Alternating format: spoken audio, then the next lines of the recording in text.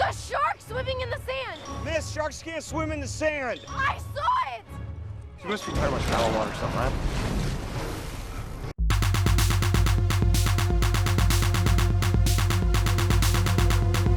Hello survivors and welcome to Survivor's Guild, the only channel that determines your odds of surviving 2012 Sand Sharks, so stay tuned till the end for your survival stats. I'm your sharp-dressed slasher host, GhostFake, and today we will be taking a look at 2012's utterly ridiculous direct-to-video Schlark movie, Sand Sharks, as requested by Kenny Key Aim Len Nanners. But first, go ahead and blow up that thumbs up button, and get that subscribe button off of the sand and into the water for safety. And go ahead and hit that share button to let your friends and family know how utterly screwed they are now that sharks can swim through sand. And go ahead and check out patreon.com/survivorsguild. For just $1 a month, you can access bonus content and have early access to new videos. And a huge shout out to my Patreons, Chris D, Sackhead Ed, Bubba T, Maximilian H, Macabre Python 18, Video Creep, Papa Julio, Valentina P, Destiny T, James H, Mintrix, Brady D, and Matthew. Thank you all so much for signing up for the Patreon. It goes a long way to making this a full-time gig. And a special thanks to today's video sponsor, Poltergeist OD. I'm Poltergeist, and I make inappropriate songs about horror movies.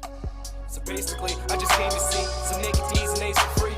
Take a peek, take a key. 12 cabins, 12 vacancies, 12 bodies, mother pray for me. I might go psycho occasionally. One body too many, pray for me, cause we all go a little mad sometimes. No happy ever after, just chapter after chapter after chapter. Massacre, make the Ripper look like an amateur ambassador of the slashers. Michael, Lord of the Dead, Lord of the Dead. You could wake up in the coroner's bed. This is the hour for mourning and dread. Drain all the blood that was stored in his head. All of the apologies that you can muster from your dread won't protect you on your bed. Nothing will from Pumpkinhead. This is not a dream, baby. This ain't Halloween, baby. When I'm on the scene, this is what we call a scream, baby. Subscribe on YouTube at Poltergeist OD. Follow me on Instagram and the Slasher app at Poltergeist_OD. If you are a huge fan of horror-themed rap, then you're gonna love Poltergeist OD. Sand Sharks, written by Joe Benkis and Cameron Larson, and directed by Mark Atkins, starring Corin Nemec, Brooke Hogan, Vanessa Evigan, Eric Scott Woods, Gina Holden, and Edgar Allan Poe IV. Sand Sharks is about the small island town of White Sands that gets ravaged by a new sand-swimming breed of shark. We open up to a couple of dudes dodging opening credits while they ride their dirt bikes in the sand dunes of White Sands, when one of them wipes out and can't get his bike started back up and ends up starting our meat bank deposits when he sands in our meat bank at deposit number 1. His buddy comes looking for him and finds his bike and gear, but no sign of his buddy. But then he finds a sand shark, and when he tries to escape, he finds himself in our meat bank at deposit number 2. We cut over to Jimmy Green, who is on his way to see his dad mayor for a game of pitch. But he runs into Sheriff John Stone, who apparently has a history with Jimmy, and Jimmy has a history with the sheriff's sister, Brenda. How's your sister, Brenda? She carries a gun now. I'm sure she'll be happy to see you. Jimmy meets with his dad mayor, Mayor Greenberg, and pitches to him an idea that could revive this dying island. He pitches a Burning Man-like festival that will be called the Sandman Festival, and that the money that they make from it will save the town. You and me will be the family that saves this town. Do you practice that speech? A little. Why? Did it sound rehearsed? Not really.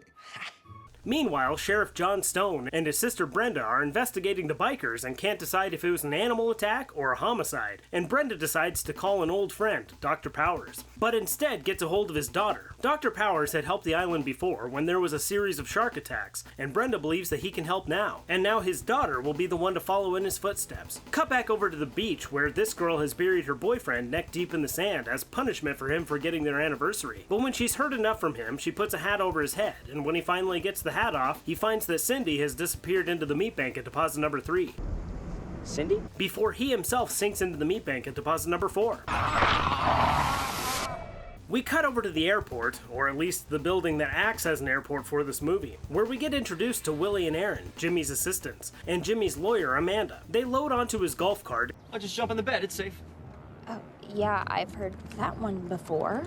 and Jimmy takes them to the beach where they plan out the Sandman Festival. And while Jimmy shows them the beach, he runs into Sheriff Stone and Deputy Brenda Stone. And while they catch up, we find out that this isn't the first festival that Jimmy has tried to throw on the island. And we find out that the last time Jimmy threw a party, 15 people died. You're the reason we're off the map, Jimmy. 15 people died the last time you threw this island a party. Which means that those 15 people land at deposits 5 through 19 into the meat bank. And while this group is expositioning, this couple on the beach is doing whatever this is, wakeboarding? Before the boyfriend gets devoured into the meat bank at deposit number 20. John and Brenda run with the girl down to the beach where she says something jumped out of the sand and ate her boyfriend. Sheriff Stone immediately debunks her ridiculous claims using science.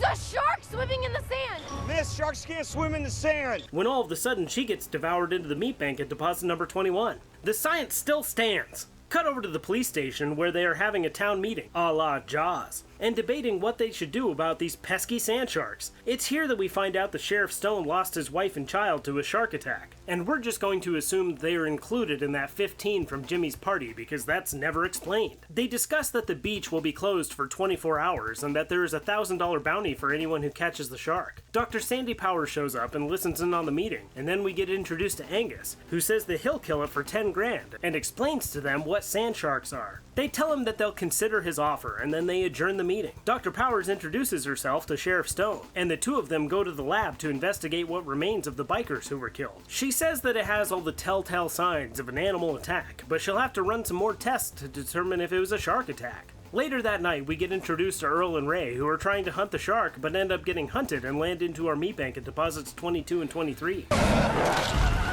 The next day, Deputy Stone and Dr. Powers find their remains, and while Dr. Stone looks for clues, Brenda tells Jimmy to get one when he shows her that he got a contract from his dad mayor to have full access to the beach whenever he desires. She lets him know that the beach is closed for 24 hours regardless of who signed the permit, and Jimmy lets his assistants know that they are going to have to move forward with the Sandman Festival anyway. Willie warns that no one will want to party on a beach with sharks on the loose, but Jimmy tells them to leave that to him. Cut over to the lab where Dr. Powers is analyzing a tooth that she found and figured out that it resembles that of a sand tiger shark, but does not actually belong to any known species of shark, and also explains to Sheriff Stone that it belongs to a juvenile shark, but is larger than any great white shark tooth that she's ever seen. Just then, the sheriff hears over the radio that he needs to go to the docks ASAP, because they caught a shark. At the docks, Dr. Powers investigates the shark and determines that this isn't the shark that they are looking for, and we learn that this was a favor called in by Jimmy to his pyrotechnic buddy, Sparky, who took it from a film he was working on called Shark Attack 3D. And that this shark has been dead for over a week, so the beaches will remain closed. That evening, one of the sharks destroys a power line, causing an island-wide power outage, and Brenda takes Jimmy into custody because they found his associates meddling on the beach. And while Sheriff Stone interrogates Sparky, Dr. Powers takes sand pulls, that's samples of sand, before being surrounded by a sand shark, before Sparky, in spite of having a hand cannon aimed at him, walks off to restore power to the island. Sheriff Stone notices Sandy's situation and sets out to save she. How is that for alliteration? Sandy shoots at the shark, sand swimming towards Stone, and the two get off the sand before it's too late. The mayor decides that it's best if they keep the beaches closed, but while delivering his hero mayor speech, he gets devoured into the meat bank at deposit number 24. And while they gather themselves after what they just witnessed, they notice Sparky standing on the sand getting ready to plug the island back in. They try to warn him, but he ignores them and plugs himself into the meat bank at deposit number 25, when a sand shark bites onto him and the wires, causing the shark to explode also. Sand sharks,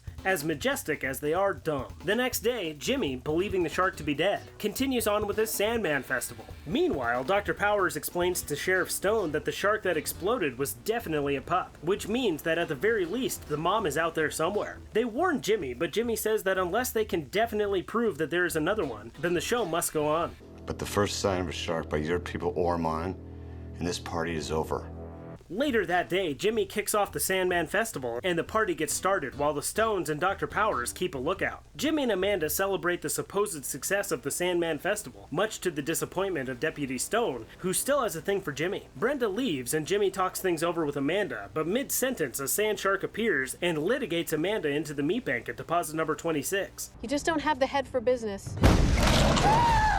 Jimmy's assistants show up to celebrate the supposed success of the Sandman Festival when they see Amanda's severed head on the ground. Willie tells Jimmy that they need to cancel the party, and Jimmy and Aaron tell Willie that the show must go on. But when Willie goes to warn everyone, Aaron knocks him out. She lets Jimmy know that he can get back to the party and she'll clean up the mess. But after Jimmy leaves, she attempts to move Willie into the trailer, but a sand shark appears and she offers Willie as a sacrifice so that she can get to safety, offering Willie into the meat bank at deposit number 27. Flashback over to the beach where the partygoers are listening to the same 10-second clip played over and over for the entirety of the festival, when Sheriff Stone sees something suspicious and runs over to check it out. It turns out to be a literal shark made out of sand, but Sheriff Stone, like a real jerk, destroys it anyway. A little later, this co-ed shows up looking to score some X from these dudes, but ends up scoring a deposit instead, scoring herself into the meat bank at deposit number 28, causing the festivalers to devolve into panic, as a school of sand sharks starts making deposits left and right. Deputy Stone tries to warn the crowd to get off the sand, and then we see this girl mocking her all the way into the meat bank at deposit number 29. We then see tie-dye guy tie-dyeing into deposit number 30, this guy dragging into the meat bank at deposit number 31. Brenda catches up with Jimmy, and the two flee towards the blacktop. Brenda gets bit in half by one of the sand sharks, and Jimmy drags her to the cruiser, where Jimmy tries to put her guts back where they belong, before confessing his love for her, at which point she calls him a jerk and then enters our meat bank at deposit number 32. Meanwhile, Sheriff Stone and Dr. Powers lure the sharks away from the group and get on some rocks for safety. Sheriff Stone calls for Brenda, but gets Jimmy instead, who delivers the bad news about his sister. Jimmy admits that he knew that there was another shark on account of the fact that it killed Amanda, and Sheriff Stone admits that he's going to kill Jimmy, and he then fills us in that his sister is included in 15 people who died during all the hubbub, which means that we only counted 5 of those, and I don't think that he is lying. So we are going to add another 10 more deposits, accounting for deposits 33 through 42 into our meat bank, before Dr. Powers steals one of my lines from the Deep Blue Sea 1 Survivors Guild. But we're kind of stuck between a rock and a shark place. Sheriff Stone contacts Jimmy again, and he asks him to head to the docks to get the kids off of them before the sharks get to them. Jimmy gets to the dock and warns the kids to get away from them. He then sees some dudes on the sand who turn out to be pranking him, and as they laugh, he warns them before giving up. Get off of the beach because, oh my god, you guys are idiots. And lets the sand shark take them, taking them into the meat bank at deposits 43 and 44. Angus shows up and tells Jimmy to go get some firepower, and the 4 of them meet up to hatch a plan. Angus takes them back to his bunker thing and explains that he wants to lure the sharks there and then melt the sand with electricity to trap them. They decide to use the speakers from the festival to lure the sharks to the area. They hook up the speakers and spread the napalm and head into the bunker to prepare for the sharks. The sand sharks show up, but when one of the speakers loses its connection, the sharks start leaving. Jimmy decides that he will be the one to go out and plug the speaker back in. Jimmy runs to the speakers and climbs up on top of them and finds the disconnected cable. Unfortunately, it's been severed, so he can't just plug it back in. So he decides to do the next best thing. He jumps onto the sand and sings "Row, row, row your boat" while running around to keep the sharks in the area. And the trio waits until the trio of sand sharks turn Jimmy into a sand angel at deposit number 45 into our meat bank. That's when Angus finally ignites the napalm, encasing the sand sharks in glass and saving the day. But just when they think they are out of the sand, the mother of all sand sharks shows up and deposits Angus into the meat bank at deposit number 46. Sheriff Stone and Dr. Powers retreat to the bunker, and the final boss breaks in. And while Sheriff Stone climbs out of the bunker, Dr. Powers throws a tank of fuel into the boss's mouth, and then follows the sheriff. You son of a... They run away from the bunker, and when the sand shark punctures the tank, it explodes the shark into pieces, blowing this sand shark to Kingdom Chum. Cut to later that night, Aaron steps out of Jimmy's trailer and into the meat bank at deposit number 47. And the movie ends. So now, to find out, what are your chances of suffering Survivor's Guilt? This is where we take a look at our main characters and the death that surrounds them to determine your odds of surviving this movie. We start off our meat bank deposits with bikers 1 and 2 making deposits 1 and 2 into our meat bank, followed by Cindy and her boyfriend at deposits 3 and 4. We then hear about the casualties of Jimmy's previous party making deposits 5 through 19. Wakeboarding boyfriend then wakes at deposit number 20, followed by his girlfriend Widow at deposit number 21. Earl and Ray go fishing in the meat bank at deposits 22 and 23, followed by the mayor speeching his way in at deposit number number 24. Sparky gets exploded at deposit number 25, and Amanda gets reverse decapitated at deposit number 26. Willie gets sacrificed at deposit number 27, and the college partiers and Brenda account for deposits 28 through 42. We then get these pranksters pranking their way into the meat bank at deposit number 43 and 44, and Jimmy becoming a sand angel at deposit 45. Angus loses the boss fight at deposit number 46, and we wrap up our meat bank deposits with Erin jimmying her way into the meat bank at deposit number 47. Now let's take a look at our survivors. We've got Sheriff Stone and Dr. Powers, which means that out of a total of 49 characters, only 2 survive, giving you a 4.1% chance of surviving this movie. Given those odds, how many Sand Angels could you make before the Sand Sharks deposit you? Let me know in the comments below. And if this is your first time on my channel, go ahead and hit the subscribe button so that you don't miss out on any of my future videos. Also, feel free to check out patreon.com/survivorsguild. For just $1 a month, you can help us out here at Survivors Guild make this a full-time gig, as well as gain access to patrons-only content and early access to my new videos, as long as I can keep up. And thank you to my patrons for the support and all of you for making the last live stream a success. That was a ton of fun, and I look forward to doing it again sometime. Alrighty guys, as always, thanks, and don't die.